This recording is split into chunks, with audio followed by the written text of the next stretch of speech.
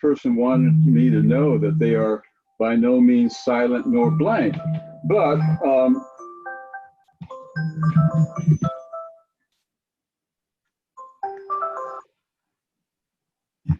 But he had failed to see that we have scare quotes around those terms, so that we weren't using the words that way. We ourselves know that they're not silent and they're not blank, and we are hearing more from them, and the blanks are being filled in for us. So we're on the right track, even though this person didn't quite catch it at first. So here we go, Rodney. It's up to you. All right, again, David, I just want to begin by thanking you for your thoughtful prayer this morning and during these sessions. I also want to thank you for the beautiful readings that you selected from Sirach. We should be mindful of the profoundly reflective poetry that is in that book and that is being written at this time. It's almost a lost art form. How many of us could sit down this morning and write that kind of prose or that kind of poetry? It's a real trap in people's mind in any way to think that these Hebrew people or other nations that existed in Mesopotamia were primitive thinkers and primitive writers. That poetry is everything if not elegant. I will want to share just a thought for the day for this 400 to 500 year period that comes from Matthias Henze that David introduced to us by way of video last week. And paraphrasing here, it says that using the Old Testament to understand the Judaism of Jesus is like giving a new immigrant to the United States a copy of the American Constitution to understand the United States in 2020. It's too raw, kind of too gross, too far back. The best that I've seen, other than the descriptions in the Gospels, was a film that was put out by Nat Geo just recently called Killing Jesus. I think it might have been written by Bill O'Reilly, but having just read and studied this period, I thought that was an excellent portrayal, pictorial and expose of what Jesus was born into and killed within in that period. Now, 2 weeks ago, I closed with 3 metaphors in response to McKinley, and who had asked a question about the evidence of God's presence during these gap years. And ultimately, when we study any period of history, being Christians and God believers, there is a burden on us to understand, to make sense of it. As Rainer would say, we have to reach a threshold of a warranted belief. And I used an expression here, 3 of them. The finger of God made me uncomfortable. The hand of God, I wasn't ready to really address that kind of publicly at that time. And so I used the expression shadow of God, and I'm entirely comfortable by seeing the shadow of God over this period, as in God over it. So I'm not apologizing for that, but I do recognize that I shimmied around the important question that we all have to face. We have to make sense of what was God doing in this period. Was he sitting on his hands playing solitaire? Was he disinterested? Was he silent in any way? And I think Forrest and I have tried very hard to establish that this was a very dynamic period. There's nothing silent about this period, as whoever authored that email to David emphasized. But what I'm going to do this morning is try and look underneath that shadow of God and see whether the providence of God was at work. Is there anything more to look at? And as I said before, I will not play God. I am not God. I will only suggest where you may look for the hand of God, and you may even look for and find the finger of God. The journey is yours. I'm sharing my journey and what I found. It's an individual matter. Some of you won't like what I say probably, and some of you hopefully will be somewhat inspired. But I learned many years ago, if you aren't prepared to share yourself and parts of yourself in your journey, you never inspire anyone. So if I can inspire just 1 or 2 people, I think this morning's been successful. I also want to start with the Galatians 4:4. in the fullness of time, God sent his son. It's just key to this whole period. Time was clearly important to God. What was his mission and purpose for this period? And so how do we make sense of it? And I'm going to use what I've been taught to use, and that is a strategic planning approach. As I said, it is highly individualized and it mightn't work for many. But I want you to imagine. Oh, it's Rodney. Oops. All right, are we ready? Still go? Thumbs up, go? Okay. So I want you to imagine two very intelligent divine beings, say God and his son, sitting at a table, having a strategic planning session, and the context is a cosmic struggle for the future of humans. There was a need for a new mission, an all-inclusive covenant. We know about that. We've talked about that. We were taught that as children. The decision for a new covenant was made long before this period. The question, the key strategic question is, what would be the earliest, best time to launch a new covenant? The who and the where, I suggest, was decided long ago. Just a matter of when. They've decided there's going to be no more human prophets. The time had come, I believe, for the real deal. Divinity itself was going to have to show up if the Hebrew people were going to be accelerated in the situation. Jesus came with some core messages, really no different to the minor prophets: compassion, mercy, justice, transcendence. The message was always there. It just needed more power. It needed a demonstration project, and the listeners needed to be ready. So the planners had to supercharge Project Earth. Now, all strategists ask the question, well, what are the costs and risks involved here? Well, that's pretty straightforward. The Son of God, his life was at risk here. A divine being's life was at risk. Perhaps the loss of civilization, certainly chaos, plenty of it. Been through that. Possible extinction. Wrong strategy, wrong timing, disaster. Was there a previous demonstration model for this 400 or 500 year so-called quiet period, which we know was a dynamic period? Well, let's look at it from a resources model. What did the, and I'm going to use a previous 400-year period, which was in Egypt, where people would say God went silent for this period. They were on a sojourn. So what were the resources that went into the Egypt Exodus experience?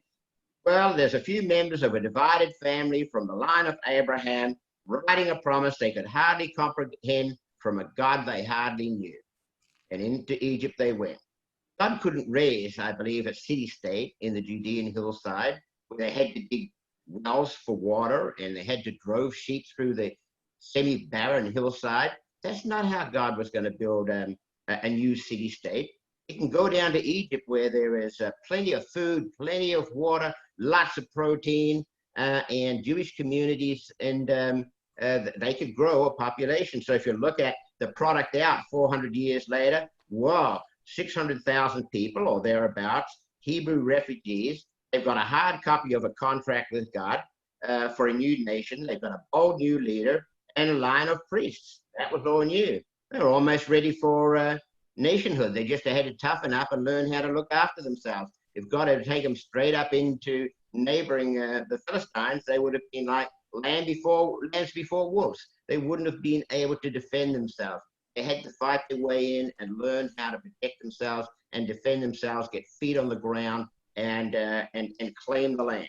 Okay, wow, what progress there. I get it. I understand this here. There was a morphosis going on here, a maturing process. God wasn't sitting in heaven playing solitaire. God was in competition with other gods in Mesopotamia. Timing was very important, as it is in this situation. So what are the requisites for success of launching a new covenant? Consider the beginning of this intertestament period. The Jews were, when we started this series, the Jews were in captivity, many of them separated from their families. Their history of forced migrations, restricted access to their homelands, diminishing population, it was shrinking. The temple was destroyed. There was no powerful righteous king, no functioning high priest, The prophets were stymied. There's a history of pagan gods that wanted to control both Jerusalem and the people, or eliminate the people, disperse the people. They were conquered, oppressed, and hopeless. But we began this whole series with Persia bringing freedom and Greece offering some hope. But was it a good time for Jesus to come? You answer that. I think not. There were sharks in the water. This was a very dangerous time. The people weren't even ready to listen. So what do we see at the end of this period? The homeland's been regained. Yes, been occupied. Temple restored. Jewish kingship is over. The Eastern oppressive powers were in decline. The Mesopotamian gods, at least the senior gods, were all gone. The Greek and Roman gods were less potent, less lethal. They weren't forcing new religions on the Hebrew people. The Hebrew people were tired of paganism.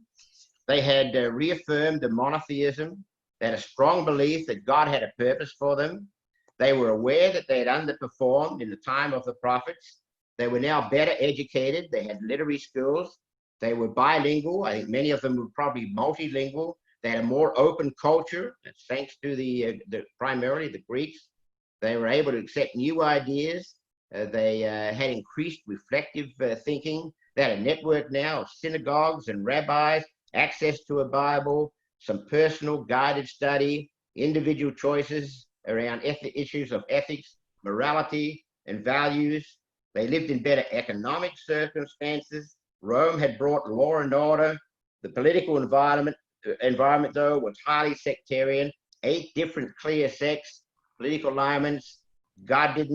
Jesus didn't align with any of them. He transcended all of them. I think that's important. There's theological confusion about prophecies, the resurrection, the state of the dead. All that is opportunities to a new prophet, Jesus. As I said, he transcended all of these, did not immerse himself into temporal politics, only mentions these sects to berate them and chastise them. It was a good time, in my belief, the way that I see it, from a strategic point of view, it was a good time for the message of Jesus to come in divine form. The people were yearning for a Messiah. There was prophetic confusion. They were interested in an angelic afterlife. Jesus wanted their hearts and minds. They had been preconditioned and prepared. Cruelty would now be replaced by compassion, mercy, and love. The New Deal for a Project Civilization was launched in the name of Jesus. It only took him 3 years, and the mission was accomplished, because in the end, it had to be a people's movement. People can debate. Shouldn't Jesus have stayed longer and done more good works? Shouldn't he have started earlier? But think about what was his mission. His mission was to launch the new covenant. He didn't even stay around long enough to say, hey, we're going to have a new church. We're going to call all you guys Christians, and this is how I want you to structure the church. You know, I want the elders, and I want the leaders, and I want, temples, and I want all this format for rolling out Christianity. No, this was going to be a people's movement, as it always was.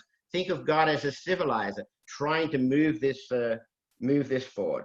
So Rome provided an empire for 400 years in which to promote Christianity. Rome only offered Mithraism. That's a sun god. It was a men's only institute, by invitation only. Women were left out. Women welcomed this new movement, the followers of Jesus, and they brought their children, and the movement thrived.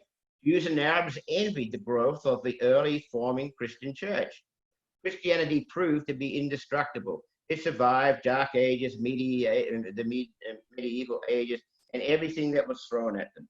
Judeo-Christianity, designed, implemented, and enabled by God and executed through the Jews, powered the world for the next 2,000 years.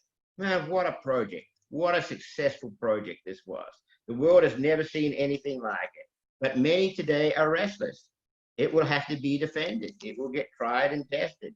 And we are living in an era where that is happening and will happen in front of our very eyes.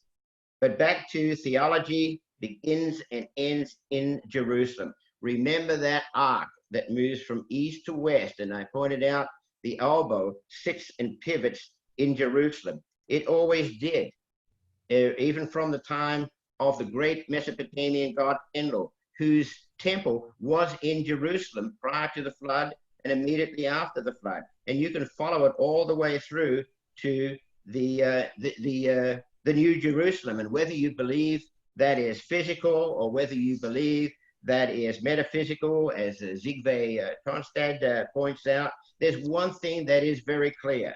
It is the New Jerusalem. It is not the new Rome. It's not the new Athens, the new Susa, a new Cairo, a new Brussels, new London, or anyone else or anywhere else. It is a new Jerusalem.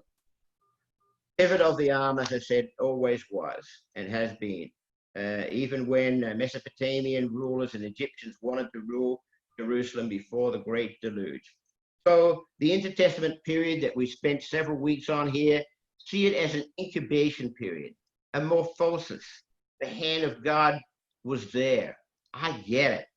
Seems to me it was an intelligent move and it was the right time to move. Judeo-Christianity came into the world and brought pioneers in science, medicine, art, social reforms. And yes, it struggled. And yes, it wasn't perfect, but it has been the greatest movement in the history of Earth. And in Genesis, somewhere around Genesis 13, you can find a promise, the first promise that God made. And he promised countries that took his people in and looked after them and protected them, he would bless them. All you have to do, and I did this 10 years ago, is profile the GDP of all the countries of the earth. And you'll see the countries that took the Jews in are in the top economic tier, and those that expunged Jews from the society are all in the bottom tier. God keeps his promises. I get it. Hand of God. Okay, now I'm going to quickly turn to finger of God. I hope I'm giving you enough to think about. I see the finger of God in the DNA trail, and this is just a personal perspective, but I have to make sense of it all. Otherwise, I might as well go back and sit on the sidelines of being a passive Christian Seventh-day Adventist where I spent much of my life. I would never become the animated, exhilarated Christian Adventist that I am today. So let's start with just 2 weeks ago. We'll begin with Mary. God chose the mother of Jesus from the DNA line of David. This wasn't a random choice. Remember, the Pharisees and the scribes and the zealots were profoundly committed to kingship, but only the line of David, and a priesthood, only the line of Aaron. This DNA, this genealogy is critical to the identity of the Judean people and their religion. I'll borrow a term from Yoli if she's on there. It vulcanized these people together, gave them a sense of identity. And kings have always protected their DNA.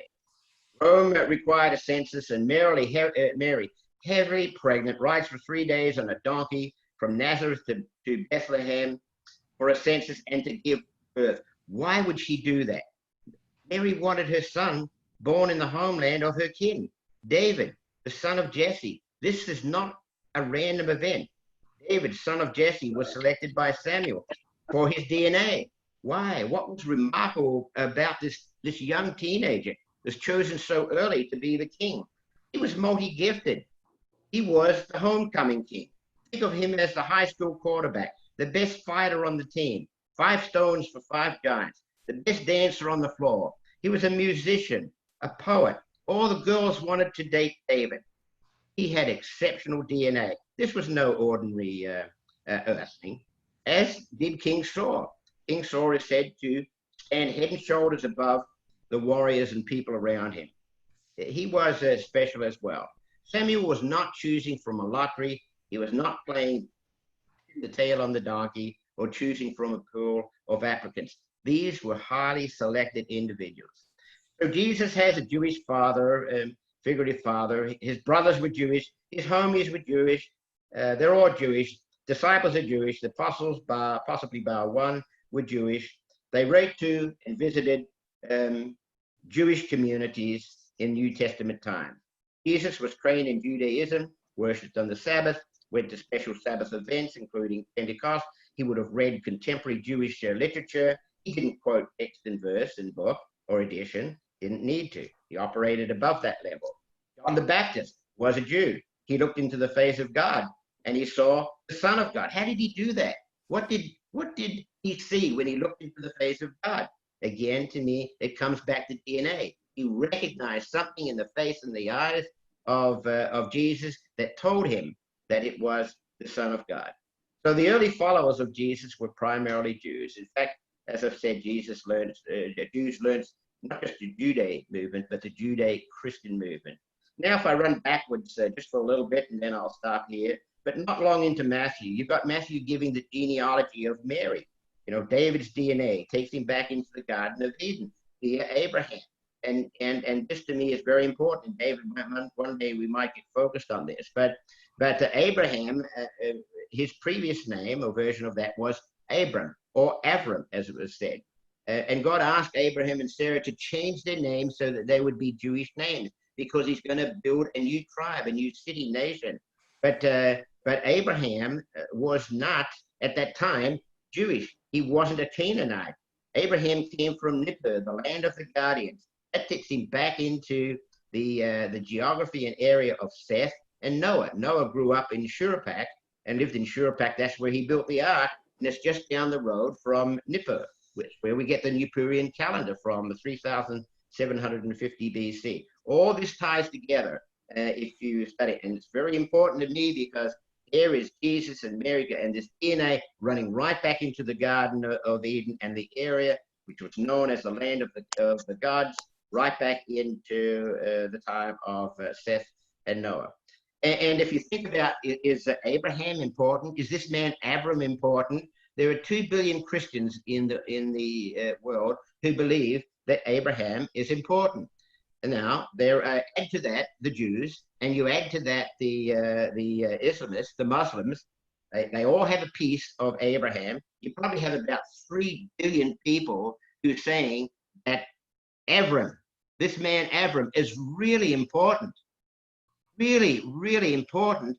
And a lot of it has to do with his DNA. And yet, I've been involved in Sabbath school and it's not being critical at all. We've got a lot of good things to talk about, but I've been involved for 3 years, and I don't think I've heard Abraham's name mentioned once, and yet 3 billion people ride on this guy in terms of their religion. And I won't go into some of his details, but again, it's DNA. I know where he's educated, where he went to Haran to meet his wife, who was Sarah. That was called Endolite country. It was an affiliate territory of Israel, where Enlil had his place of worship, bond between heaven and earth. And it's obvious why that Muhammad was taken to Jerusalem to be buried. They didn't bury him in Mecca or somebody else, because they knew deep in their DNA and deep in their history that that's where translations occurred. That was part of their beliefs. So, and by the way, the whole virgin birth of Mary struggles. A lot of people struggle with that. I have no problem with it at all, because from the very beginning, Jesus, God, was a creator geneticist. He used genetics from the very beginning. He had done this before. So if you think of God as a creator, but as a bioengineer and a geneticist, then the problem of Mary, the virgin birth, is not an issue, because he's got a record of doing this here. Jesus, Noah, Adam and Eve, all designer babies, as I call them. The first covenant then is about DNA. One people, the children of Israel. The delivery of Jesus into a morphing, opportune Jewish culture. Follow the DNA, see the finger of God. Okay, hopefully that's enough for provocation for you this morning, but that's my journey into trying to understand the hand of God the finger of God. I'm comfortable with the shadow of God. But as far as understanding this period, the morphosis and the continuity, as Forrest has mentioned, theologically, the continuity of thought that's emerging in the Old Testament that is picked up and amplified in this period of time and then carried into the New Testament. As a researcher, that's very important to me. Nothing is truncated here. I'm not having to drop something and then pick something else up. This is very important. It ties together. It would have been foolhardy for me to jump into the New Testament if I had not spent these weeks reading about this period and in my own mind assimilating it and understanding it. Forrest, I've talked too long. It's your time. Thank you, Rodney. And I greatly appreciate the work that Rodney has done. One of the things I like about this class is that we can have differences of opinion and still be colleagues and have respect for one another. There's an acceptance here. So I think we should treasure this class, not just virtually, but when we were meeting together. It's good. There's a lot of things that I don't agree with Rodney on, but that's okay. We're one in the spirit with this, and we want to continue to go on for greater understanding. My approach has been on this, it's been trying to follow the breadcrumbs from the Old Testament to the New Testament, because we saw last week, and I just want to touch on these somewhat. Again, we see certain themes which are very vague in the Old Testament, if they're at all. But by the time we get to the time of Jesus and Paul, these things seem to be full blown. And so I'd just like to take a look at it today, again, in a very brief way, but I want to bring up another, I don't want to say another topic, I mentioned it last week, and that is that of apocalypticism. Anyway, we start last week. One of the topic, well, the topic of discussion was Satan during our question and answer. And I remember in one of the things that I read, it said that the church fathers spent more time talking or writing about the devil than they did about anything else. And so that seemed to be a very common experience. And so we even have families or husband and wife that disagree over Satan, and I don't do marriage counseling, so we'll let them handle that. But we had one group that feels that that Satan is a private individual, a personal individual, anthropomorphic, and we see that especially in the New Testament. I also would like to offer that I think there's another view, and that is that it's a metaphor. And I don't know if they're exactly at odds with one another, but I do think as you take a look at the Old Testament, the intertestamental period, and the New Testament, you can come to different conclusions. I know that in Paul, he talks about a lot of things as a person, like death and sin. Kind of in a personal personification, but we know that those are not. And so I think it would be easy for us to come to an understanding of Satan as a power, as well as the other view that Satan is a person. So I'm not going to get into that, and I'm not going to try to bring those peoples together. I think we should have respect for one another and realize that there is evil in the world, and whether it comes from an individual in a laboratory or whether it's a power that resides on planet Earth, we'll just have to live together with that. Last week, we also talked about resurrection, and I continued some more study this week in the area of resurrection. Last week, I had indicated that resurrection, while very, again, vague in the Old Testament, during the intertestamental period, it came to a much greater fruition And I had indicated that it probably came from the Zoroastrians, which were Persians. But as I take a look at some of the material, I find that actually the Hebrews might have come up with this concept before the Zoroastrians. The nearest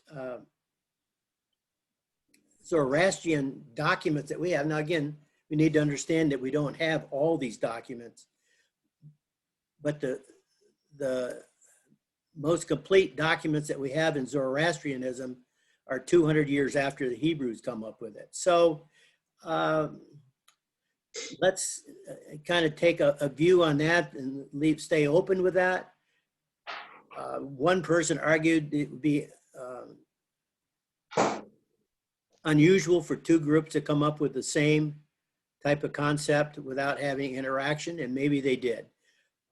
But the idea is that possibly the Hebrews came up with this concept of resurrection independently of Zoroastrian. I don't know. As one writer said, there's always these infinite regressions. If the Zoroastrians came up with it, who did they get it from? And then who did they get it from? And then who did they get it from? And so it seems to be that you have to have it someplace.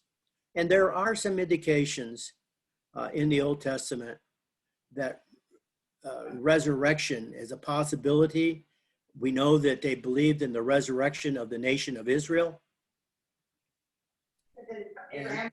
And then that kind of evolved into resurrection of the body. And which, again, by the time we come to the New Testament, it's a full-blown theology. By the way, yesterday in our Friday morning group, we got into this topic of resurrection, and I thought we had a good discussion. Realized that some of the issues involved,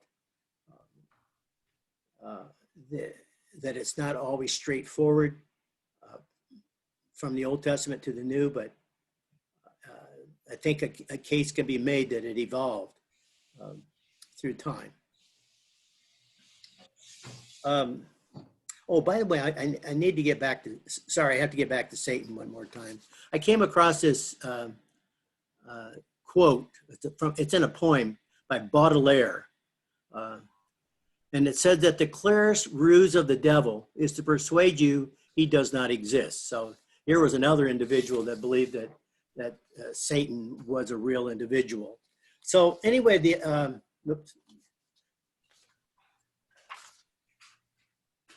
and we mentioned messianism.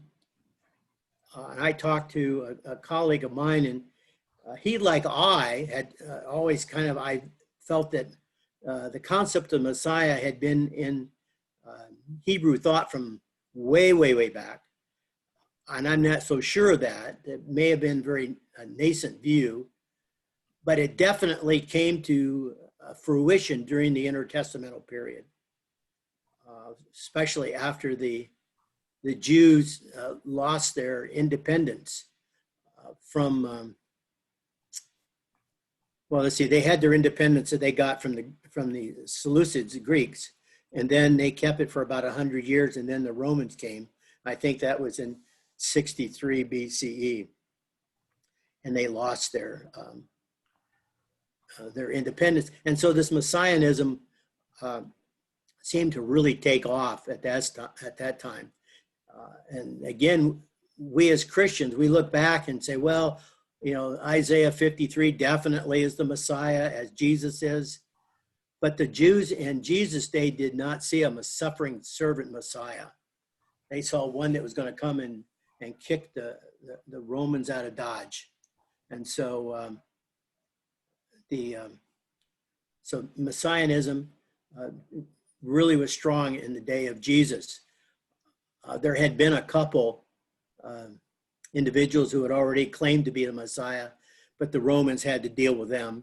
And so, you know, you kind of look at Jesus' trial, you'll notice that we see these pictures all the time of Jesus on the cross with the initials INRI, Jesus of Nazareth, King of the Jews. And so the Romans were really concerned about conquering Messiah that would throw off the Romans. And even after Jesus was crucified and at the time of the fall of Jerusalem, there were others that were making their claims to be the Messiah.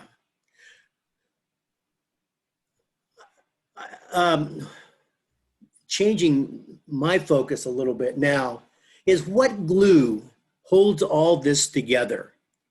And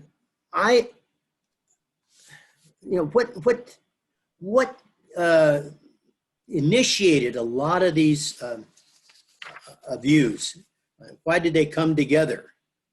And I'm not sure exactly at what time during the intertestamental period, probably the 3rd century, maybe the 4th century, but this view of apocalypticism came up. And we're going to look at this later in another series, but I just want to discuss what apocalypticism is and how it brings all these together.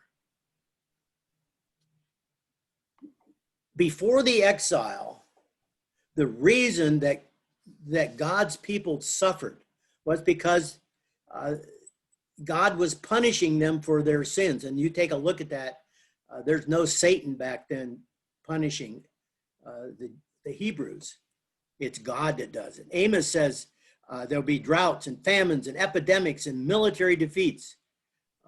And if they return to God, if they do so, their suffering will end. But if they refuse, then even more massive destruction is coming. And so by the time we get down to, the early 8th century, when the northern kingdom was captured by the Assyrians, it says we see this coming together even more, the prophetic message. But if they refuse, then even more massive destruction is coming. The prophets indicated that the military and political nightmares brought by the Assyrians and the Babylonians were not the natural workings of history or the result of aggressive foreign policies, as more powerful nations overran those that were weaker. They were the acts of God punishing his people for their sins and unfaithfulness. If the people will repent, however, and turn back to him, he will relent, restore them into a good standing with himself, and good times will return. But what happens? What happens when they go into exile and then they're released by Cyrus and they come back to Jerusalem, rebuild the temple, rebuild the walls, worship God in faithfulness? And then they end up with someone like Antiochus Epiphanes, who set up a statue of Zeus in the temple and forced Jews to sacrifice to pagan idols. And he made it illegal to circumcise Jewish boys or keep other aspects of the law. This was a period of intense suffering for those wanting to keep the ancestral traditions as passed down from Moses to their day. But how could one explain the suffering? Weren't they trying to do what was good? And so the concept of apocalypticism, and we have it in Daniel, in the canon in Daniel in the Old Testament, and we have it in the New Testament in Revelation, and there were hundreds of books that were apocalypses that were written trying to bring all this together. And what was the conclusion is that God was not at fault, but his enemies were. So who were his enemies? And that's where we get the development, I believe, in a stronger Satan, even though he never becomes equal to Yahweh, as in the Persian view and Zoroastrianism. He becomes an enemy, and people suffer because even though they're doing right, they're not worshiping idols, but it's evil forces who are determined to make life a living hell for people on earth, especially God's chosen people. And we're using the ruling authorities such as Antiochus Epiphanes to make it happen. But why? And that's the issue. And when we come to the time of Jesus, you will see this in the ministry of Jesus, a very strong apocalyptic ministry. And that's why the Messiah was so important. He was to be an agent of God to overthrow the Satan, the enemy of God. We have the, I was just going to say, but said Messiahism. Satan becomes stronger. By the way, one of the things that we forget about Satan in our discussion is he's not a strong foe in many ways. James 4:7 says, resist the devil and he will flee from you. But anyway, the concept is that someday God is going to change this and evil will be completely destroyed. And so, and then God will set up his kingdom. And so apocalypticism takes over from the prophetic view during the intertestamental period. And we see that up into the time of Jesus. So I'm trying to connect those dots, and I see that from the Old Testament coming across to the New Testament. So that truly was not a silent period. It really was a very prolific period in theology, and growing. And so we as Christians accept a theology that has grown out of the intertestamental period. I just have one other thing I want to comment, and it really doesn't have, actually it doesn't have anything to do with the intertestamental period, but I just want to show, well, indirectly it does. And that is, there's another religion that came about in the 3rd century. And that was Manichaeism. And I'm not going to go into it. I don't understand it a whole lot. But it was true dualism. And that dualism carried over from the intertestamental period. And so this issue is a very important issue. And the Manichaean churches went from the West, Rome in the West, to China in the East. It was a very powerful religion and competed with Christianity. Even St. Augustine was a Manichaean at one time. And so anyway, this idea that things developed in the intertestamental period, they were very strong, and they brought us to where we are today with, well, I say are today, where we came down into the time of Jesus. Let me just respond to people will say, well, 400 years or 500 years, whatever it was. We need to remember that the canon closed, if it ever really closed, up at the end of the 1st century. And I don't think many Christians would believe that God hasn't been speaking for the last 1900 years. And so I think in some ways the same thing happened during the intertestamental period. God was speaking, and just like God speaks in the last 1900 years. So that concludes my time with my view of the intertestamental period. And now I guess you can ask questions of anybody, Rodney, myself. Anyway, I think, Rodney, you'll agree with me on this. We're like kind of like the blind men leading the blind. So, and I remember Dr. Alexander would say, the reason I'm up in front of you is I got to the books first. So we got to some of this stuff, and we don't have to claim any inside knowledge, but it's been a great experience for me, and I would just recommend it to everybody. And so anyway, and we're going to continue some of this, with Dr. Taylor, and I don't know if we're going to have another speaker or not or two, but anyway, this has been an exciting time. So David, to you. Thank you, Forrest, and thank you, Rodney. This has been a really, really rich experience, and it will continue with Bernard Taylor. Just a comment before we go further. This has some to do with Rodney's presentation, but I'd like to mention it just now. And I don't know if let me see if I'm getting this book before you. Can you see the book?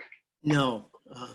Okay, Can you how get it about closer that? to, I am. better, there, that's better. Sonship of Christ. Christ. Christ, okay. Okay, this is a very helpful book that I received from Dr. Michael Racine.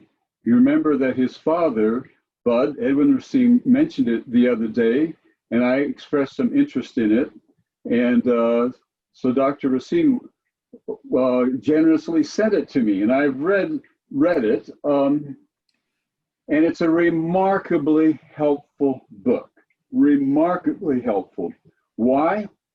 Because it makes the point that I was trying to make, and that is the expression Son of God is political, not biological. And Ty Gibson begins with the very earliest portions of the Old Testament and works his way all the way through the Bible, noting how many different people, how many different individuals were called the Son of God. And so when people were in God's favor, they were called children of God, sons of God. And so we ought not to think that this expression, Son of God, to use the book's expression, we ought not to think of it as any kind of ontological claim. That's what Ty Gibson says. It's not to tell us anything about some kind of divine origin of Jesus. Now, we might want to make a point of that, okay? But we can't make that point by appealing to the expression Son of God. The expression Son of God does not in any way imply divine origin. And Ty Gibson makes that point. Now, I was trying to make the point with regard to surrounding nations, but Ty Gibson puts it very, very clearly from a purely biblical point of view. And of course, at the baptism, God says what? This is my beloved Son, in whom I am well pleased. He's coronated as the Son of God at that point, as other people have been done previously. So I'm so glad that Forrest did not get into the question of the divine DNA of Jesus. That would have been really, really, really venturesome on his part, and I'm glad he did not get out on that thin ice. Now, another comment. We have two somewhat different points of view here. One of them is that of Rodney, who sees all of these events as the convergence of a number of different factors that made the time of Jesus the right time. So people talk about chronos being the ordinary time, kairos being the fullness of time, and Rodney helped us to see what those factors are. I do think that talking about the finger of God or the hand of God as these converging factors, and the finger of God as the Abrahamic DNA, that's a really fascinating typology, and we might want to get into that some. And then Forrest comes along and tells us that there's been a lot of development, theological development in this half a millennium. And I guess one could look at these as two different points of view, but from my point of view, they're emphasizing the same thing. That is, not only was this a time of convergence politically and militarily and so forth, but it was also a time of convergence doctrinally. And I think that that's the idea of the resurrection of Jesus could not possibly have occurred unless this idea had developed. Now, if one, I'm going back to something you've heard me say again and again and again, and I'll keep saying this. If one thinks that the Bible is a still photograph, this idea of development is a real problem. But the Bible again is a video, and that video hasn't ended yet. It won't end till the end of time. So what we see is progress and regress, hopefully development over time, but it's not very steady. You go left, right, forward, but still, his truth keeps marching on. That's the whole idea. The other thing is that This is a library. And we have to remember the Bible writers don't all say the same thing. Sure, Amos says that, but then you have Job saying quite the opposite thing. And these are in conversation with each other. And the people who put together our scriptures did not take sides. They said, we have these different things that different people at different times and places say about these matters, and we are going to bequeath it all to you. And we are going to leave it up to you to sort this through and make the best of it you can. But to me, the classic case is Bart Ehrman.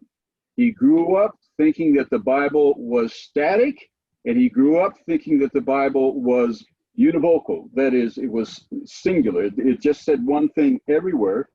He goes to Princeton, and he finds out, no, there's been development.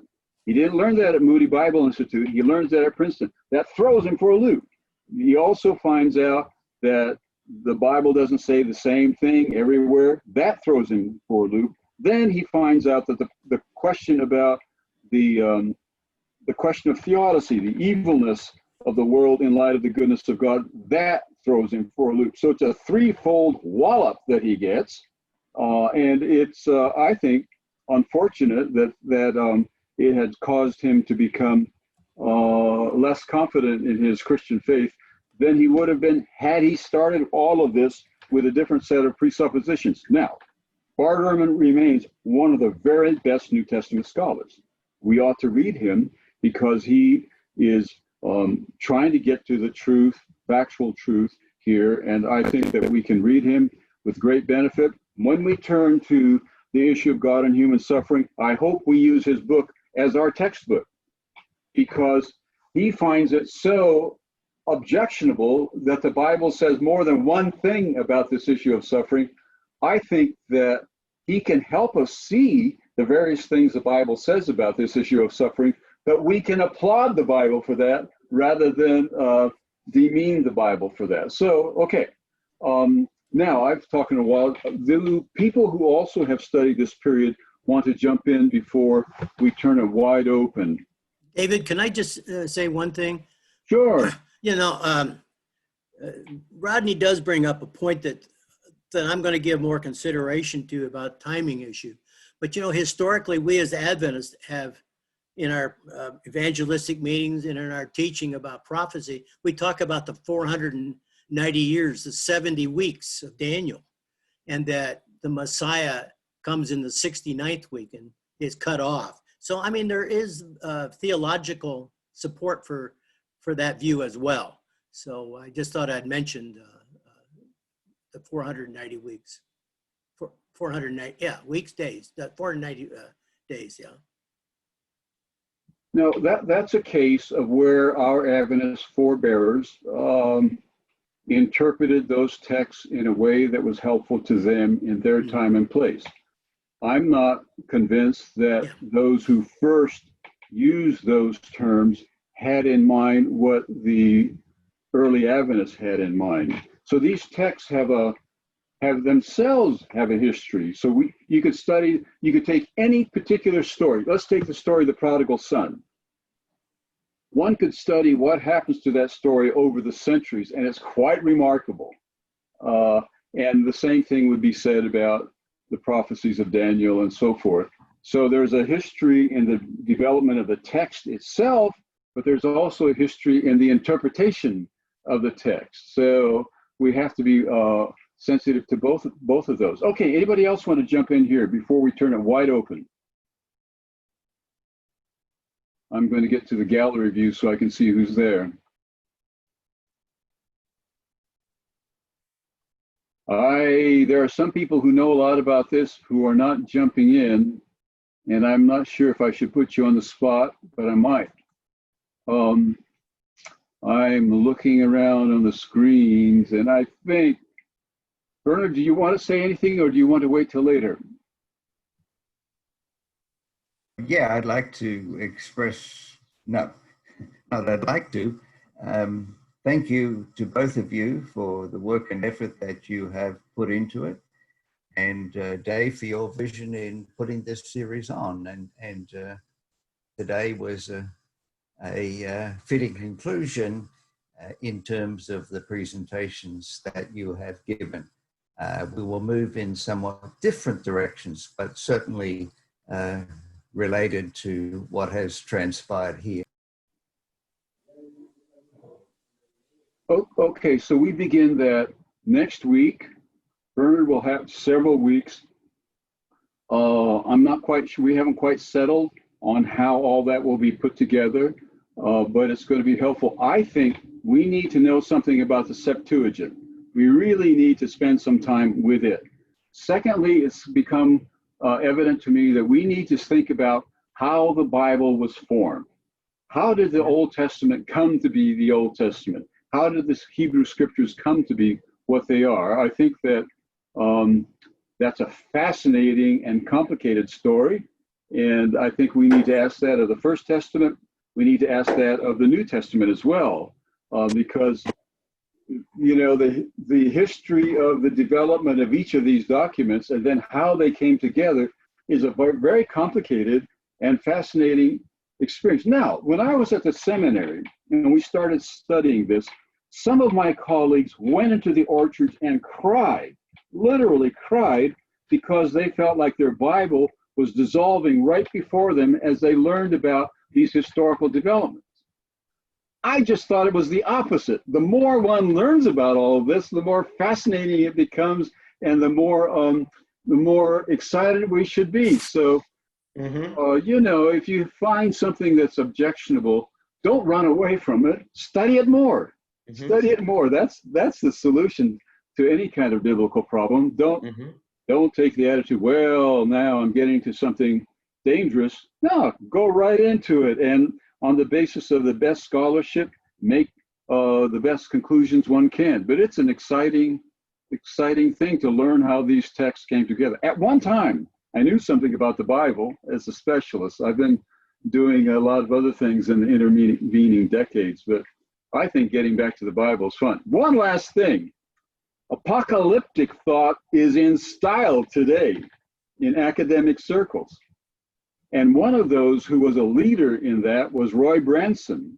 And he developed what he called apocalyptic bioethics. Now, if you look at bioethics, it tends to be divided into two main schools of thought. One more or less utilitarian, the other more or less Kantian.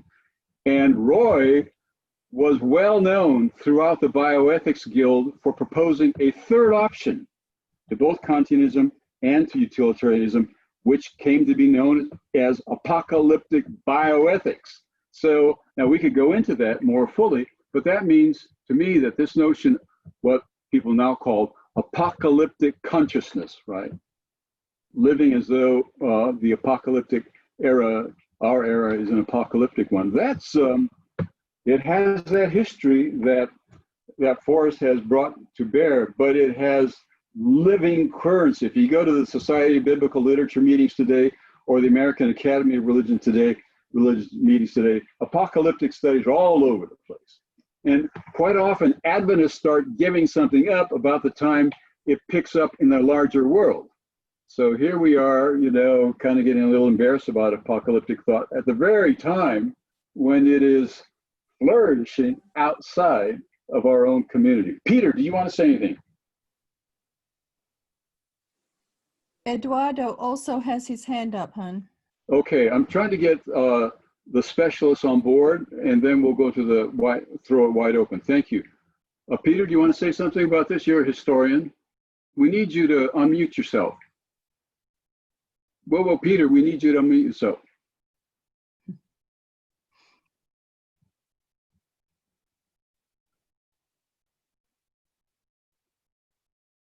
Ask Lydia to fix it. There we go.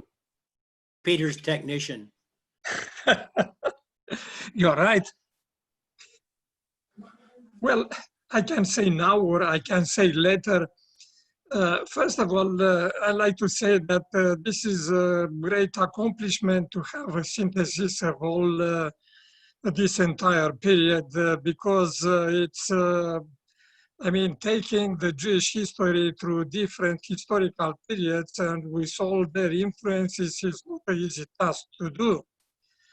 But listening especially to Rodney's presentation, an idea came to me that I never heard it from anybody, and I didn't think about it, but it just came to me that we can compare this approximately 400 years intertestamental period with the 430 years that the Jews spent in Egypt. And I was thinking at how God introduced Abraham to this period of slavery in Egypt, gave him a deep sleep, and he saw great darkness. And then God told him about the slavery that his people will suffer in Egypt. And I'm thinking that the beginning of Jewish history was this great darkness, and why God submitted them through this. And I was thinking maybe he did this because they needed to have a hunger and thirst for freedom, for physical and spiritual freedom. And the same thing happened in the 400 years before Jesus came as Messiah. Another remark that I like to make now is that in regard to the fullness of time that Rodney mentioned in Galatians by Paul, I like to believe that yes, this was really the fullness of time, because Jesus came under the Roman domination, was Pax Romana, that was introduced by the Roman legions and the Roman administration, that they were very good or remarkable. And also that was the time, the best time for the message of Jesus and the Gospels to spread throughout the known world. And how else could Jesus' mission could have been accomplished immediately after his departure, but just in a Roman Empire that was so peaceful and well administered time. I mean, good time for the gospel to be spread. And I will stop here for now. Okay, thank you. Anybody else want to jump in before we have Eduardo make the first comment or question?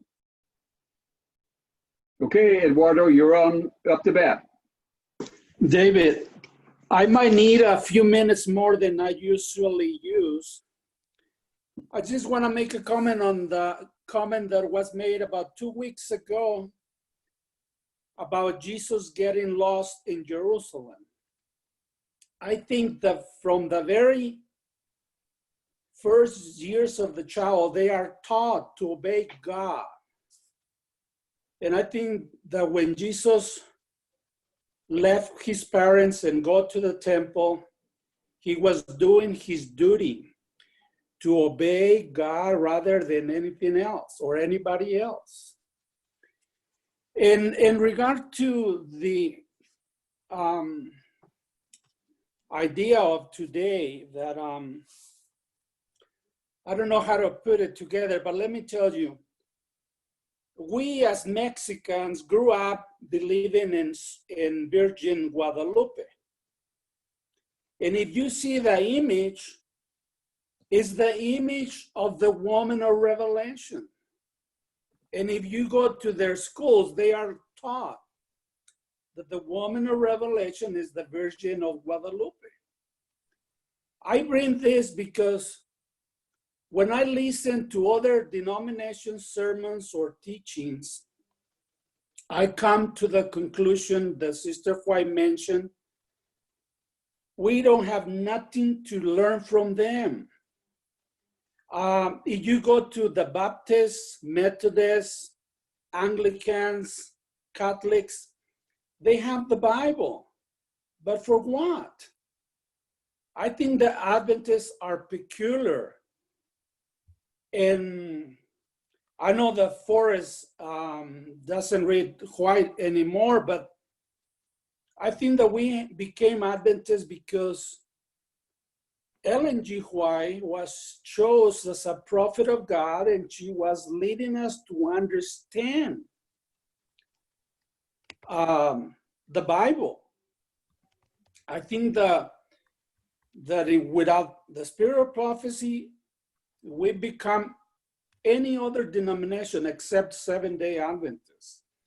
And my pain that I carry in my life is that today our people are encouraged to go to get their degrees in other denominations, and I suffer a lot about that because I read it. That's all I want to say, David. Thank you for giving me. Well, thank you for saying that. Let me comment on that, if I may. I actually am quite sympathetic with what you have said in this regard. I think that the identity for Adventism is at risk in many developed countries. And the sense that we have something distinctive to share and hold on to has been sort of cut loose by developments in our understanding of Ellen White and so forth. And I think that that's very dangerous. And I think that if one goes to these other schools and has no moorings of one's own, it is quite challenging. And then all one does is bring what one learned from there in. But what Roy did is he understood that, but Roy took what we had and gave it to the world. And so it's a two-way street. And we are not able to do that unless we're able to speak in the language of the people. Now, on the other hand, I would not say that we should read nothing but the writings of Ellen White, and I don't think you would go that far. I think we learned the Sabbath from the Seventh-day Baptists, right? We learned about the Trinity from other denominations. We learned about the full deity of Jesus from other people. So we have learned things from other people along the way, but we've also contributed to what other people think. So there's some balance there. I really do think you're touching on something important, Eduardo, and that is our own theological identity is up for grabs. On the other hand, I don't think we can solve that by refusing to engage with other ways of thinking. So it's a complicated thing. But I do, I don't like it when somebody stands up and says, well, you've always believed this, but I went to graduate school and now I know you've been wrong all your life. And I want to tell you what's going on. That's sort of childish. And I don't think we need that. Okay, somebody else. McKinley? I'm sorry? McKinley. McKinley. Yes, I am sorry about that. Thank you, and happy Sabbath to the class. Thank you, Forrest and Rodney, for this study of the intertestamental period. Rodney, thank you for your reflections on how you have looked at the intertestamental period, culminating in a sweeping, powerful testimony of how you discerned the shadow of God, the hand of God, or as you put it, the finger of God. A number of points resonated with me. The first one is the strategic project model. The mechanical engineer in me identifies with that construct. Since I have also used what I call the God Salvation Project in understanding our experience as Christians and the interaction with God. The resources model, where you referred to the preparation of the people of Israel in the 400-year period as they went through their difficulties in preparing them for the role as a nation. It seems that the Jewish people in the intertestamental period also needed to be prepared for their role. the DNA thread that you highlighted, the unique nature of the Hebrew people as they also trained, and your tracing back to Abraham, I thought was very powerful. I think we're also aligned on the idea of the DNA thread and the, to quote you, exceptional DNA that you identified as you talked about David and all of his talents. Now, I had asked you about what we could discern through this intertestamental period, and you wanted me to share my thoughts if I discern anything. I think we as Adventist Christians have at the 10,000-foot level generally talked about the broad strokes of God's strategic moves. And at the level that you presented, I think we can see in the events of the intertestamental period unfolding the details that link to the overall big picture as described in Daniel. And then at the personal level, I see the Jewish people praying and interacting with God, and God responding, as it says in Exodus 3. God heard the cry of the Hebrew people when he intervened to liberate them from Egyptian bondage. And I think I can just see, as the Jewish people went through all of the difficulties, the trials and the tribulations of the intertestamental period, many of them identifying with their heritage, identifying with their sense of purpose and destiny, pleading with God. It might not have been all of them, but I imagine that there were a few of them interceding with our God, and our God responding.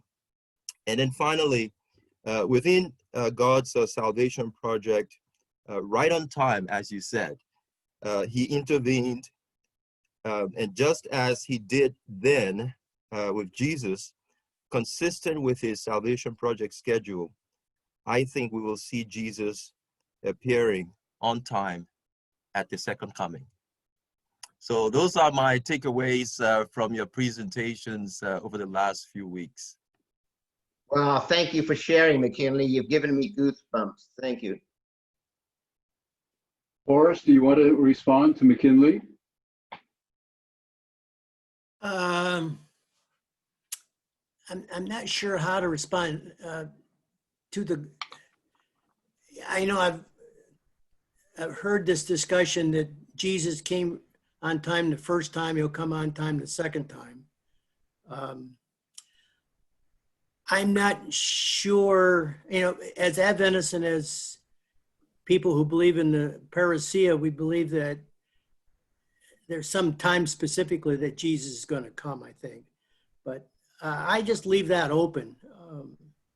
I know Sakai Kubo in his book, God Meets Man, leaves that issue open. Just let God in his own time handle that. David, can I just make a kind of a little plea here? I'm egoless in my journey, and I note there's a reticence to share self. We are, as Adventists of all people, conservative in that manner. But I know, as seasoned Adventists, people on a journey, Christians, that you all have to be processing things that you heard from Forrest and me this morning, and certainly over the last 3 or 4 weeks. And I hope that more people will step around this natural reticence, because I know you're processing. Why don't you share what you're assimilating and maybe what some of those struggles are? Don't be afraid.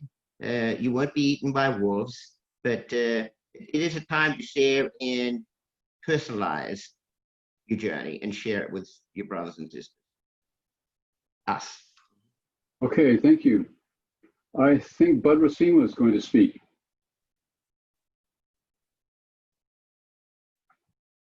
Just 1 second, Bud. We need you to unmute yourself.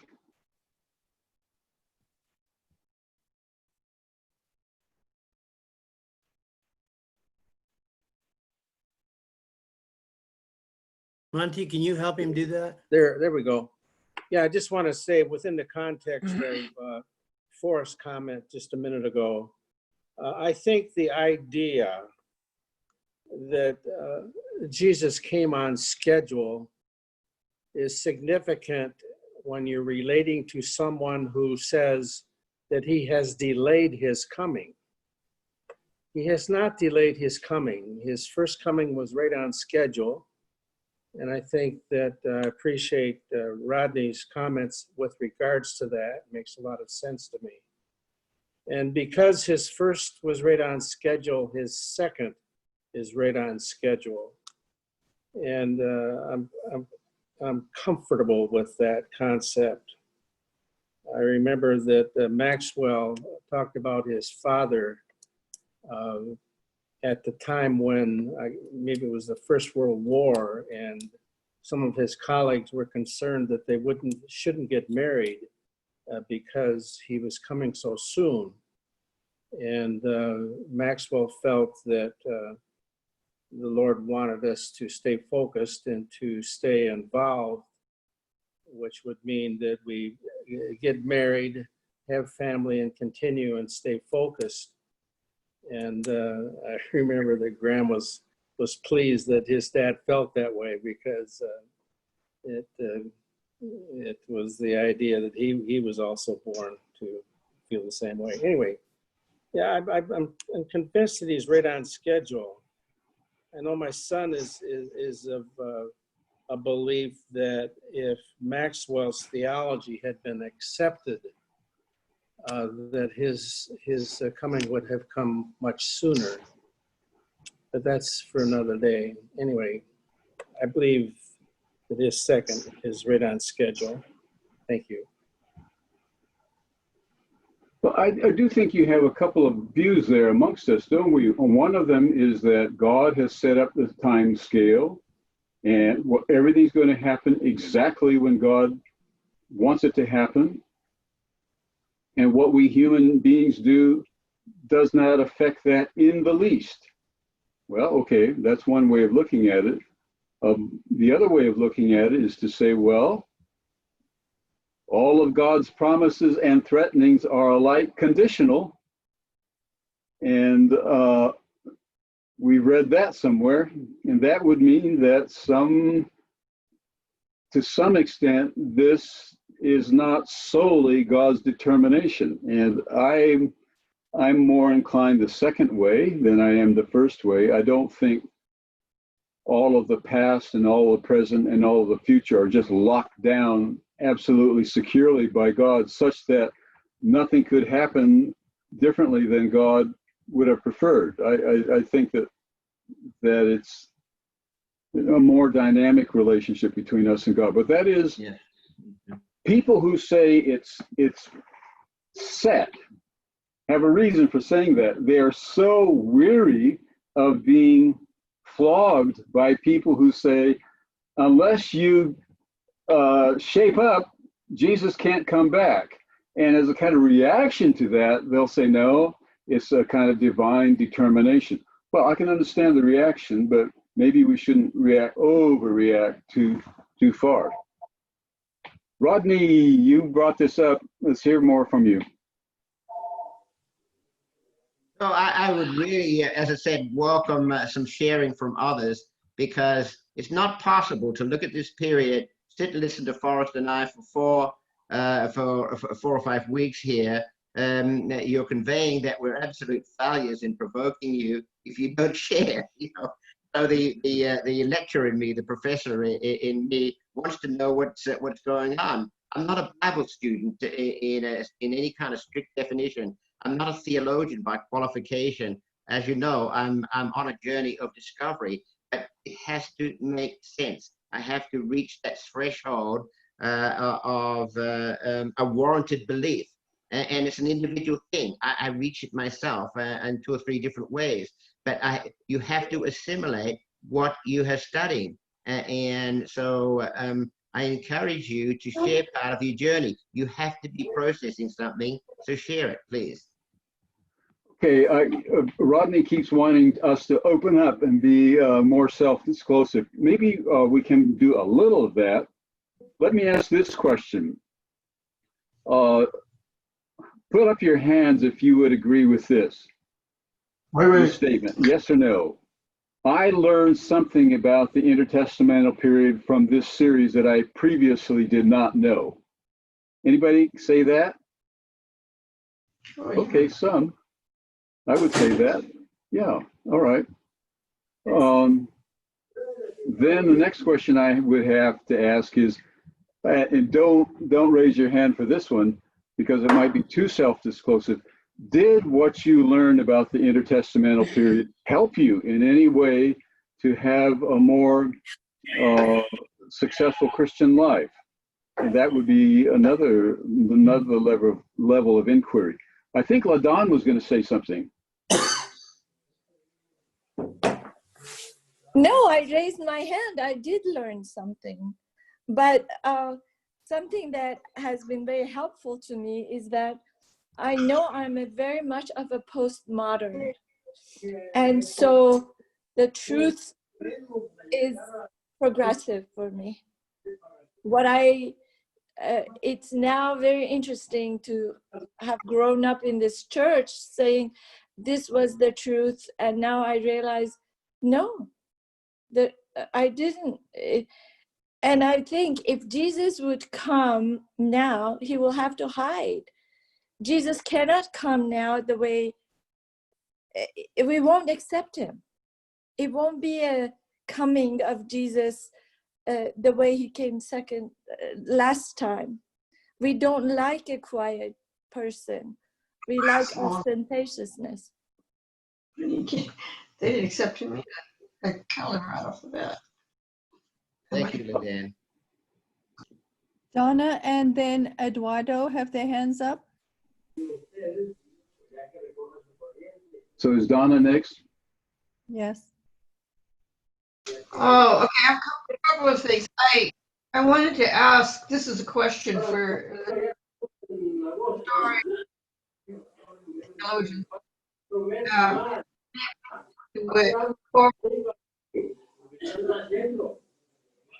Maybe I should be quiet until.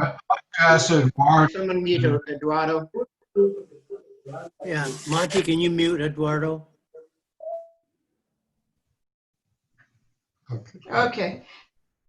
Now, I was interested in what Forrest said about the Manichaeans, and I wondered how their theology or their emphasis on cosmology and the great universal struggle between a power of good and a power of evil has influenced Christian and then in particular Adventist theology. That's one point. I'm wondering if there's any time that is not the fullness of time for Jesus to come.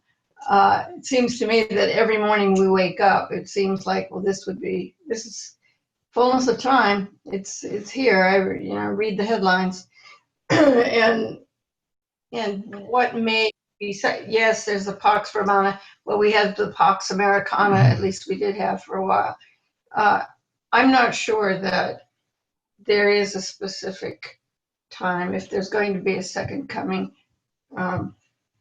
It doesn't seem to me that the calendar has yet been constructed that has that date written in. And those are the two things. Is there really such a thing as a unique fullness of time for either first, second, and then just curiosity about the Manichaeans and how they've influenced Adventist theology? Well, can there be more than one fullness of time? Yeah, it seems.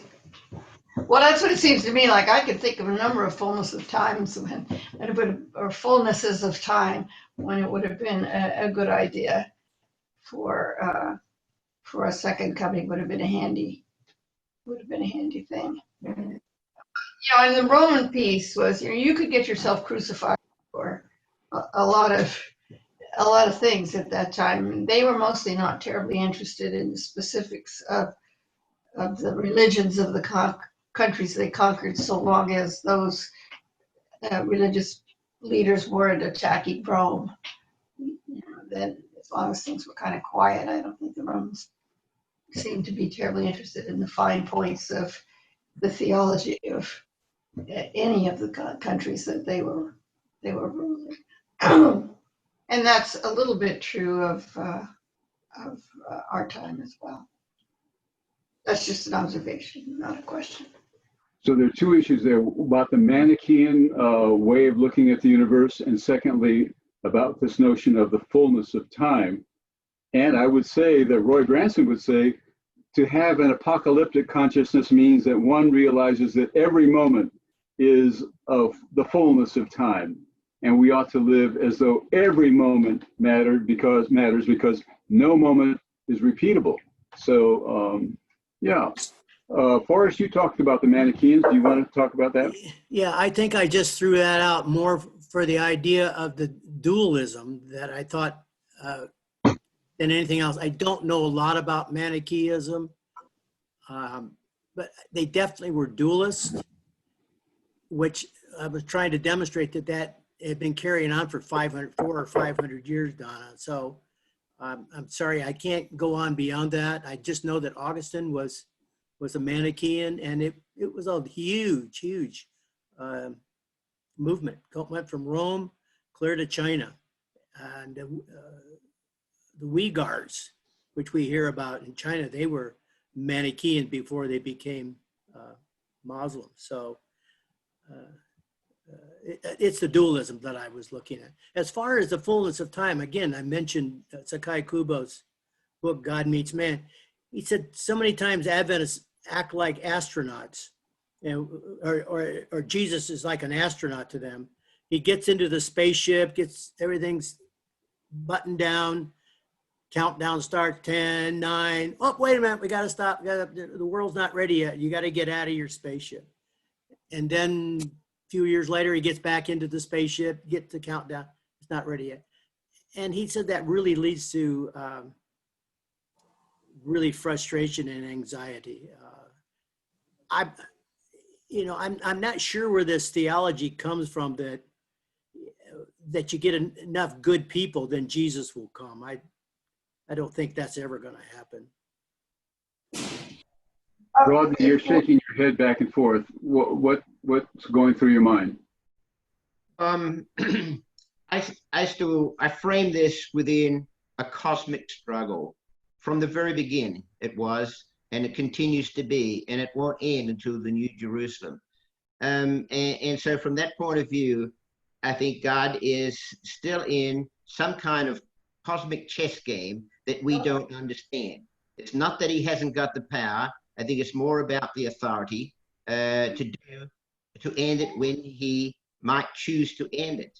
And that gets into more theological, probably complications. But I do believe it has nothing to do with any predetermined time. I don't think God or Jesus were predeterminists. And our messing around with dates is really a function and confusion that comes from merging different counting systems that existed in Mesopotamia at that time. And so if the fullness of time, to me, says he'll come at the right time. If he wanted to give us a date and could give us a date, and I think God wants some flexibility. I believe he's an open theist in that sense of Richard Rice's theology. He gave us the gift of free will. We have to give it back to him. He'll make a choice here. He's not locked into some predetermined time frame. It's purely a human phenomena that to me doesn't fit within any kind of cosmic conflict. But the fullness of time where he will choose the right time. We won't predetermine it. We'll have very little to do with it. This whole thing, Earth, is a much bigger issue than what we little earthlings want to frame it as often. We think we're the only game in town. We have two people on the list, and then I think Peter's after that. Eduardo has had his hand up for quite a while, and Karen, and then Peter. David. Yes. You know Dennis Okama, don't you? Yes. Okay, in the other class, the next room, I openly proclaim that I know the time of Jesus coming. So they asked me a little bit about it. So I explained them a little bit, and the class told me, you are going to be disappointed, and you have to come back after the time and ask for forgiveness. If you talk to Dennis, he will tell you about it. So what I did, I gave the document to Ted Wilson, and he said, I will give you the answer. I wait for a year. He didn't answer, so I drove up to the general conference and I came to his office. And I told him, he promised me an answer a year ago, and I'm coming for my answer. So they called, he was in Russia or China. He moved the pieces, and William Fagel, the brain of the Juarez State, answered my question. William Fagel said, I don't believe it. And to me, that was not the answer that I was looking for. I was looking for an answer to defeat my argument, not if they believe it or not. David, let me test your theology. You know, the Seventh-day Adventists believe that those who saw the signs of Joel were going to witness the coming of Jesus Christ. You know, the sun is gonna, the stars fall and the moon is gonna be like a blood. In the theology of the church, you can check all the books. They believe that those that were witness the falling of stars in, I think, 1838, they were going to be alive for Jesus coming. Do you know that the church taught that, David? Yes, yeah. Well, at one time it did. At one time, right. I don't think Okay. that's the, I think there was some pause in responding to you because that's not, the view that you've just expressed is not widely held now. But I think it is true that there were those who thought that the end of time would come within their own lifetimes. Yes. Well, there are two articles in the Review and Herald when Sister White herself wrote that those who were alive in the witnesses of the falling of stars were going to be alive for Jesus coming. So they are already dead. So if you don't study deeply Ellen G. White, you can have enough evidence here to prove that she was a false prophet. But let me tell you, a few months before she died, she made another prediction. And that's the one that I am basing, that I know the time of Jesus coming, which I don't want to share now because it will take me a long time to explain it. But I firmly believe that I know the time of Jesus coming. Not based on my own ideas. I'm sorry, I cut you off. I didn't mean to do that. What did you want to say, Eduardo? No, I'm done, David. Thank you. Okay. Well, Forrest asked us to be self-disclosive, and Eduardo has been. He says that he knows quite confidently when Jesus will return. And so all the rest of us can say, I think, is keep studying this. I've been impressed by how resilient people are. There used to be a professor in the School of Dentistry who would come to my office and roll out on the floor a very detailed account of future events. And he knew right down to the minute, I think, when Jesus was going to come back. And he would always come to me and say, I'm giving you advance warning, not warning, I'm giving you advance notice because you're a friend of mine. I want you to know that Jesus is going to come back at this certain date. Well, when it didn't happen, he would come back with another chart. And that went on for years. And I finally said, Dr. So-and-so, don't you ever get discouraged because you make these pronouncements and then it doesn't happen. He said, oh no, I realize I made some mistakes, so I'm going to go back and keep studying it. So that's how he related to it. I would just say keep studying. Don't be disappointed if things don't turn out as you thought. Just keep studying. You know, David, I think I don't know, I dealt with this a lot early on in my ministry, and you get people very frustrated. They knew when Jesus was going to come. We had evangelistic meetings. We had one evangelist in our conference that was predicting that Jesus would be here by the year 2000. Now, I don't think that happened. At least I'm still here. Maybe it did.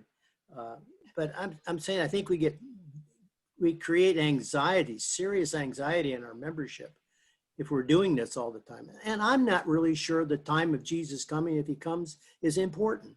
It's just that we need to be ready whenever. Yeah, we should be living today as though it were going to happen tonight. I have an article in my head that I'd like to write. It's going to be called Slip Knots and Campus Trees and the Second Coming of Jesus. And I want to point out that when we were Pathfinders, we learned how to make knots, right? Square knots and so forth. The thought there was that we're going to be around a while. We need to know how to make a granny nut and a square nut when we're tying things. And we need to be planting. Another example was that when they put together the seminary with Emmanuel Missionary College and made Andrews University of it, they spent $50,000 planting trees for that campus. $50,000 a long time ago is a lot of money today. They were saying, we're going to be around for a while. We're going to plant some trees, and 30, 40, 50 years from now, those trees are going to grace this campus in a beautiful way, and they were right. So Adventists are able to plant trees while they're also hoping for the end time. Karen, are you up next? Yes. You need to. I'm sorry, we need you to undo your mic. Is that better? Yes. Perfect.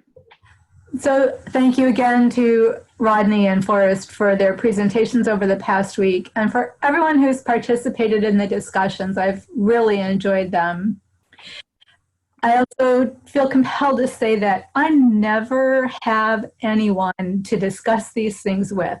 So I feel quite self-conscious and inarticulate trying to put my private thoughts into words. I'm a little inexperienced. That being said, Donna, you're one of the commenters I think of most in between our Sabbath school classes. You just have made a huge impression on me. And I often want to talk to you in person. And in response to your comment today about the fullness of time, and I notice a trend in your comments, a deep concern with the evil that continues to exist in the world. And it bothers me very much too. It's very disturbing. A conclusion that I've reached along the lines of Rodney Corker's reference back to the cosmic conflict, I don't want to say theory, but that idea makes a lot of sense to me. It helps my thoughts cohere. Sadly, I think the fullness of time is not a time, but an event, a situation. And as evil as the world is now, I've sadly concluded that I don't think we're going to see Jesus come until we've pretty much destroyed ourselves completely. As bad as the world is, it can get a lot worse. And if I just think of Satan as being anywhat similar to, say, some current political figures, the argument could always be made, I was just about to turn it around.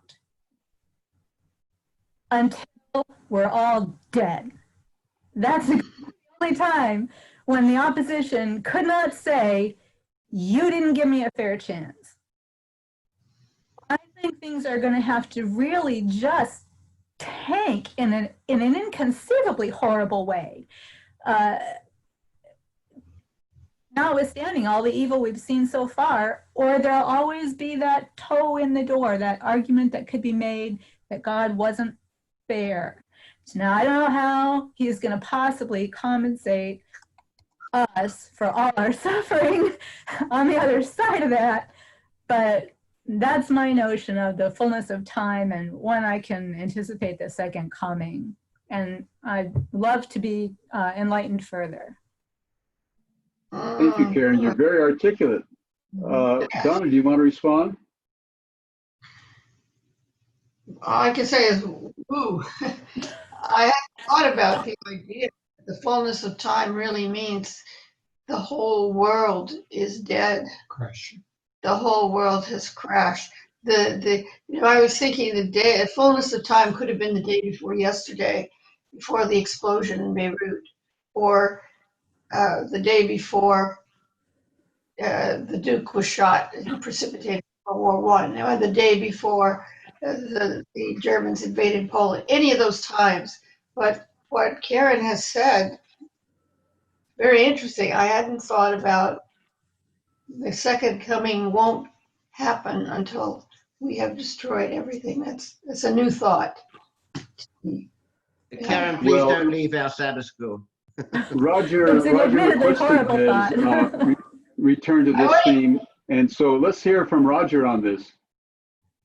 I appreciate what Karen just shared, because that's my philosophy, that's my opinion as well.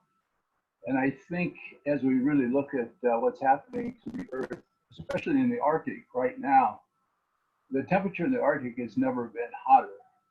The water or the air temperature and the melting of the sea ice is to the point they believe there will be a blue ocean event in September, first time in geological history, which is going to dramatically, as I understand, affect the jet stream and the growing of crops. So I think right there is an indication that the world is moving towards some catastrophic events that could be existential, that could bring extinction. And so I agree with Karen. I think if you look at numbers of areas, the buildup of nuclear armament, the meltdown of nuclear power plants, 450 of them, the population explosion, which is exponential, just so many things that say extinction is probably, as I understand conservation biologists say, all species eventually go extinct. And that's where the human race is headed toward.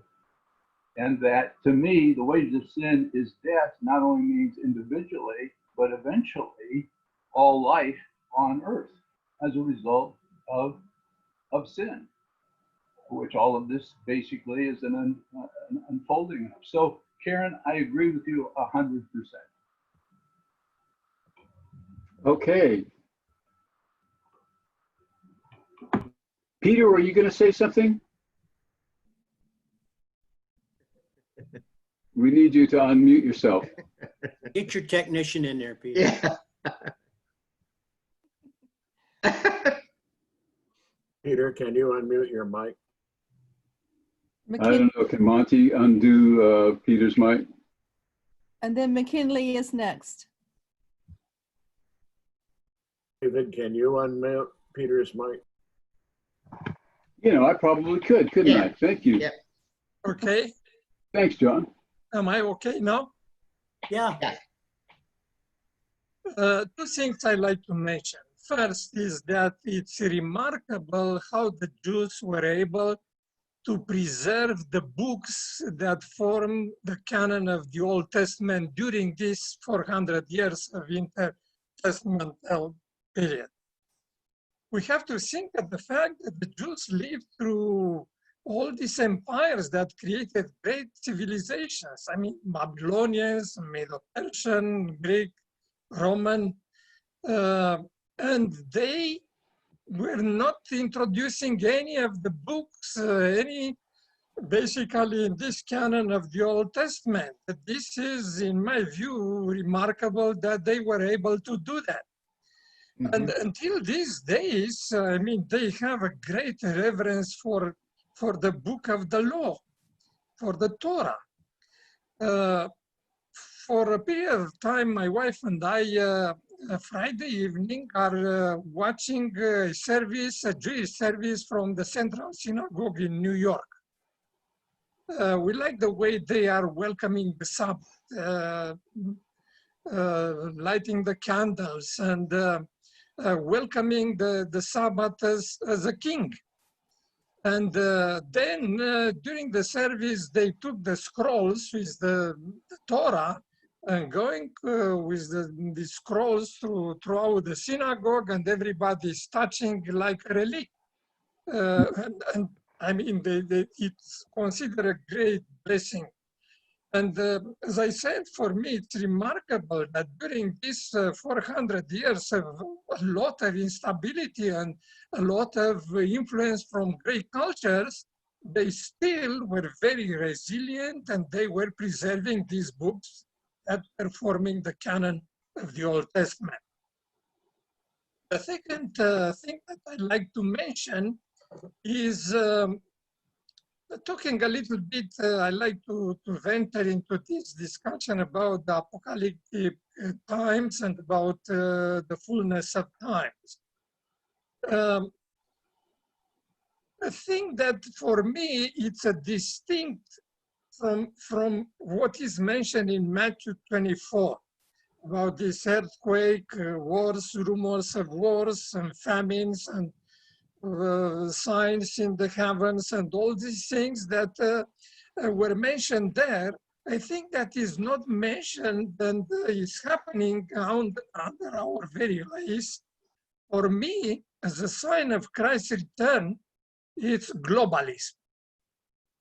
If you look at the position of great leaders of our times, head of states, a lot of them believe that we need an international government that should lead the planet, should make the world included in this, that should distribute all the goods and create an equitable society.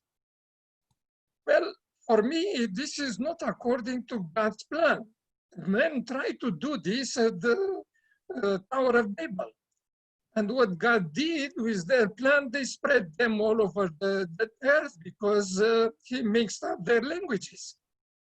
And this is against what Paul is saying when he talks about the God set borders for every nation. And he is not talking about having a global government. This is a great trend that exists throughout the world today. And if you are talking, let's take America, if you are talking about patriotism and the love of this country, about nationalism, you are not very well looked at. You are looked at a kind of enemy to progress. And for me, globalism, it's one of the signs of the end. I'm not saying that will come tomorrow or God knows that, and I believe that he will consider that again when the fullness of time, of his time, it will be set up, be the best. You know, that's very interesting. You're right, there is this globalism, and then there's a kind of almost violent reaction against it. Yes. On the part of individual people who are saying, no, we want to have our specific cultural heritages.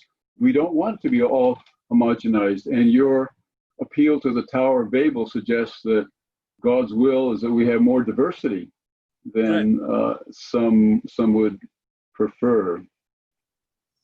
Yeah, I myself am not really trustful of centralization. I think it's dangerous. Who is next? McKinley? Thank you. So it's fascinating to hear the different perspectives, and I think it's an indication of the people who are thinking through their experiences with God. It's just fascinating. But I wonder on this discussion of the timeline and the fullness of time, whether it's helpful to think about the quote-unquote schedule in terms of the conditions and circumstances being right from God's perspective, okay? when the conditions and circumstances are right from God's perspective, he intervenes, whether it's tactically or, as we are anticipating, the return of Christ. But along with that thinking is also this idea that we humans have a role to play in this salvation project. I mentioned that during the time of the intertestamental period and the 400 years when the Israelites were in Egyptian bondage, that there might have been people praying and talking to God and pleading with God. In fact, the Lord invites us to plead with him so that we may be justified or somehow be a part of his actions. And I can't tell you how many times, even in this modern day, that I've interacted with people who say they've never heard of Seventh-day Adventists, even in Southern California. Some people don't even know about Loma University. And so, or if you take, for example, a large Asian country where dietary practices have been the source of some outbreaks that have imposed certain consequences on the world. And so I think we take those three things together and can be safe to say that when the circumstances and conditions are right, the Lord will do his actions. Now, just very quickly, Rodney has asked us to kind of share, and I wish people would share, because that's part of the purpose of Sabbath School, to sort of build each other up, to strengthen our faith in our walk with God from our common experiences. But one of the ways that I tend to validate scriptural precepts in my walk with God is to see how his actions in the experiences with certain characters in the Bible express in my experience. I'm working on a big project, and if I look back, 5-10 years ago, when the idea occurred to me, there was no way that I was prepared to do that project. And so the Lord had to put me through certain paces and position the resources to be able to accomplish that outcome. And now I can talk confidently with some of my colleagues about this project. So we want to look back in our own experiences to kind of understand how I think the Lord has led in the past and is likely to lead in the future. Thank you. Rodney? Thank you again, McKinley. What I find useful, and maybe it will help some of you as well, is to look at how many times God hit the reset button in the past as an indicator of when he might decide to hit the reset button yet again. And so when I look back at the first time was the Great Deluge, it was the flood. And you look at the characteristics and behaviors of the people, there's one characteristic underneath that God found intolerable. There was a DNA problem, but there's one behavior manifestation God found intolerable. And then when he destroyed Sodom and Gomorrah and the sinning cities around the Dead Sea, again, there's a manifestation of that same behavior. And then when you look at the destruction of the first temple, again, there's the destruction, there is the manifestation of that same behavior. And that is narcissism. God is intolerant to complete narcissism. The behavior before the flood is described as such. In Sodom and Gomorrah, the people wanted to molest angels that came to visit them, sexually molest them. When you go to look at the first temple, Jewish recordings say there was prostitution, both male and female prostitution being run out of the temple. And if you look at it from a providential point of view, as one of my Jewish scholars would say, is God does a deal with Nebuchadnezzar or Nebuchadnezzar. Come on, clean this out. I'm done. I'm done with this. Hit the reset button. We'll start again and we'll give them another chance. You see, so there's different frameworks that you can bring to it. But when you look at what the prophets, the minor prophets were saying, it's all about compassion. It's about self-transcendence. It's about mercy. It's about justice. Today we might say social justice. This was their red. The other side of that is narcissism. It's narcissism. And so if I'm looking for, when God says, I've had enough, it is rampant narcissism. Okay, we're just about out of time. Does somebody David? else want to? Yeah, David. Mhm. Rodney, I mean, so it's Forrest, I'm sorry. Yeah, that's Rodney over there. He's a nice guy. Anyway, Sorry. I remember Carl. What's Carla's last name? Is it Gobler? Carla Gober? Yeah, she was speaking in our class one day, and we were talking about the second coming and people's perspective of getting ready, and she gave the analogy of having a party at 8 o'clock at night, but you get everything done. By 7:30, you can actually sit down and relax for a half an hour. You don't have to be hustling right up to the very end. You've done your job. And I think that's the way people should be. Just live today like you should and live for others and make the world a better place. And then just relax. Don't worry about when Jesus is going to come out. So I think that was a good analogy. Good. That might be a good place to pause, unless there's somebody else who wants to say something. David, I have my hands raised. Oh, I'm sorry. Eduardo, you have the last word. Oh, me. No, Donna does. Donna does. Okay. Mine's a Okay, Eduardo, then Donna. David, I want to ask you a question.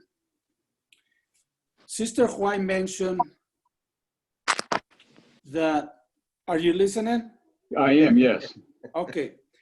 Sister Juan is talking about the book of Revelation, and she mentioned some people, and she said this: they teach that the scenes before us are not of sufficient importance to give the special attention.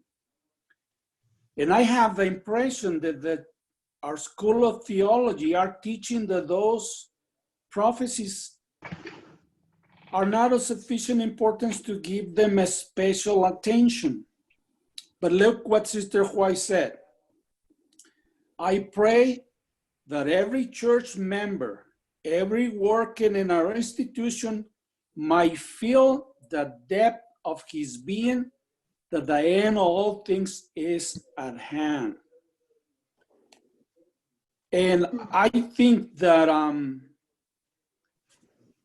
this is the parable of Jesus. I think Jesus mentioned that people are saying, my Lord delays. The evil servant says, my Lord delayed. And let me repeat my questions to you. Have you ever seen in school that they teach that these prophecies are not of a special importance? Have I ever seen a school that teaches that these are not important? Is that the question? They are not of sufficient importance to give them a special attention. Well, this is my response to that, Eduardo. If one wants to go on campus and hear the book of Revelation and the book of Daniel taught the same way they were 50 years ago, 75 years ago, 100 years ago, and say Uriah Smith's book becomes the norm, I think that that's not likely to be found very many places. I can think of some institutions where it probably is, but not generally speaking. On the other hand, it's hard to imagine a time when there has been more interest in the last book of the Bible, both outside our denomination and inside our denomination, than there is now. Think of people who are working on that. John Pauline, Kendra Holoviak, who else helped me? Roy, of course, did that to a certain extent. There are half a dozen. Who else? Sigve Tonstad. Sigve Tonstad. There are half a dozen people who are really doing first-rate work on the book of Revelation. Now, if we want them to say what everybody else, people said 50 years ago, I think we might be disappointed. But if we're looking for people to look at that last book of the Bible as carefully as they can and pay attention to it, like Ellen White said, pay attention to it, it's a very, very promising time. Charles Teal Jr. used to do a lot of that too. So yeah, I think it depends on what one's looking for. If one wants Uriah Smith, I doubt that you'll find Uriah Smith alive very many places. But if you want to see the Bible and the last book of the Bible being studied thoroughly, it's hard to think of a better time than now. Thank you, David. Oh, I'm sorry. What I was going to say was just to make a simple announcement. If and I believe it's tonight. If anybody's interested, I think they're going to have the BBC's version of the Silk Roads. The part 1 is going to be on. So this is a totally out of the discussion. Just to give people a heads up that the Silk Roads is going to be available somewhere. So I think on PBS, but I'm not sure, and or on BBC4, the BBC, channel. So it's an Did you interesting say book. Silk Rose or Silk Road? No, Silk Road. Yeah, okay, good. I think it's Any on. other announcements? And then I wanted to tell one other thing, which is to amen what you just said to Eduardo. Eduardo, there is a lot of attention being paid to those doctrines, even though we have a different mind and we bring a different mirror to those books and those events. Doesn't mean that people are not paying attention. So, say two. He's muted. David, you're muted. David, you are muted.